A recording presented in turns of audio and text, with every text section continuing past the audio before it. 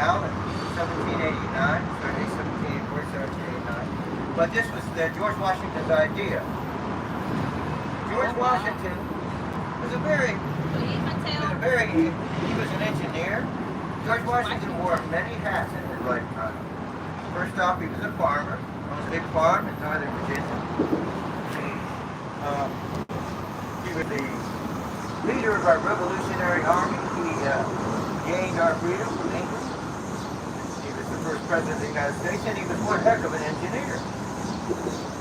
All through his life, he had his hands in a lot of the projects back in the 1700s. And one of his main interests was trying to improve interstate transportation. Being a farmer, he found it hard to put his farm goods and products on a horse and wagon and hoped that they would make it all the way to Richmond, Virginia. They would not. And most of the time, the wagons would disappear. Horses would die, the wagon wheels would fall off. The Indians and robbers would attack the wagons, and they didn't make it to their destination. So he tried to come up with a better idea, a better solution to perform interstate transportation. So what he started doing, he started looking at the natural navigable waters of the state of Virginia. So you guys know what the James River is, right? Runs right through the middle of town here. He started looking at that river very heavily. In the 1700s, the boaters were used in the James River, but there's one problem. The noisy trains, that's what the problem is. So I'm going to stop talking for just a minute, get a little further out. Boom. Boy, there you go. It's gone. Yeah. It's gone. Perfect timing. So he decided to try to use the James River to the best of his ability, but the only problem was the rapids right here in the middle of the James River. The what? The rapids, the rushing water. Now Richmond was settled on the James River because of that rushing water. That water powered all of the industry and mechanical mechanisms in Richmond, Virginia for almost 200 years. When electricity came into play, it was the water that generated the electricity. The only problem with using the James River for interstate transportation was you can't drive a boat, you can't navigate those rapids. So in 1784 he came up with this idea, this canal. By 1789 a 5-mile stretch of this canal was built around the rapids of the James River. Charlie Madison out down, crossing down out down. So by 1789 a 5-mile stretch of this canal was built along the north bank of the James River, and he was allowed to bring boats around the rapids of the James River. By 1820, 197 miles of this canal was built from Richmond, from Rocket's Landing, all the way to Buchanan, Virginia. 1820, the trains started to show up in town, so they decided not to complete the project. This project was supposed to run all the way into the Kanawha River of West Virginia. That's why they call it the Kanawha Canal. That river flows into the Ohio Valley.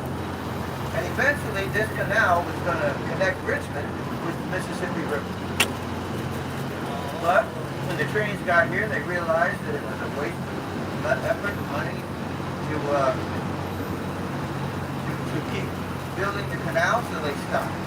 Now the canal served its purpose for another 80 years, but eventually the trains caught up to the canal, they closed the canal down, and the trains took over. This is where you need to bring your elbows in, ladies and gentlemen. So I get through the flood wall here. This is the famous James River flood wall. The area we're getting ready to enter is called Chaco Bottom. El que es un bote, muchachos. It's the lowest lying area. Andamos dando un paseo aquí en bote. This place floods terribly. Floods all the time.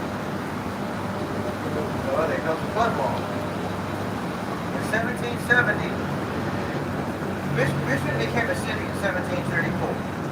In 1770, a 70-foot wall of water rushed out of the mountains of Virginia, killing 128 people.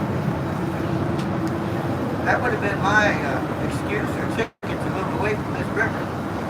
But they had relied so heavily on that water power I was talking about that they put up with the liability of the Constitution.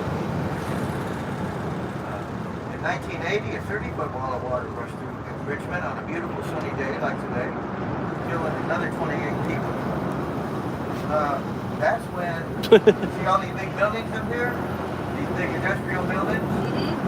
That's when the insurance companies came down here and said, we're not insuring this property no more. So all these buildings you see in front of us became abandoned. They all moved away from the river. See, by 1980, they didn't have to rely on the river anymore. They had alternative power sources. But they were still here doing business. So in 1980, all these buildings moved away, all these businesses moved away from the river. This area became a very bad part of town.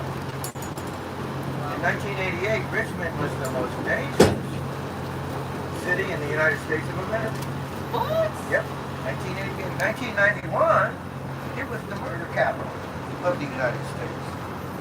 99 people died in Richmond in 1991. That was a lot back then. That happens daily now in Washington, D.C. But yeah, 1991, that was a big deal. 99 people in 1 year. Richmond held the record for the most murders of any city. So, 1991, 1992, the city officials decided they needed to do something to revitalize a failing city. And the city's been here for almost 290 years. So, the first thing they needed to do was try to control the flooding. So they called the Army Corps of Engineers in, and they built this huge flood wall. You can see it over to our left. We just went under it to the Norway there. It's a 2-mile long wall on the north side of the James River. It's a 2.5-mile long wall on the south bank of the James River. You can walk along that wall. It's got a hiking trail on top of the wall. Now this wall doesn't stop the flooding, but it controls the flash flooding. The flash flooding does damage and kills people. So if there ever isn't flash flooding that occurs on the James River, it stays in the river. But the last big flood that took place here was from a hurricane that came from up south, down south, brought the Chesapeake Bay to Richmond in 2004. If you've been here, if you were here in 2004, I'm sure you remember that.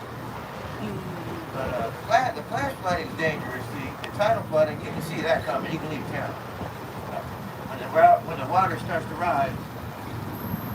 Now, you guys, if you kind of keep an eye on the banks of this canal, you might see some turtle, you might see a groundhog or an otter. This time of night, you kind of go in, but no telling what you might see out here today, this evening, in the water. I've seen otter playing out here quite often like this. Oh, really? They told me 2 years ago that otter played out here. And I saw my first otter 3 weeks ago, and that's when I decided I ought to pay more attention. 3 weeks ago.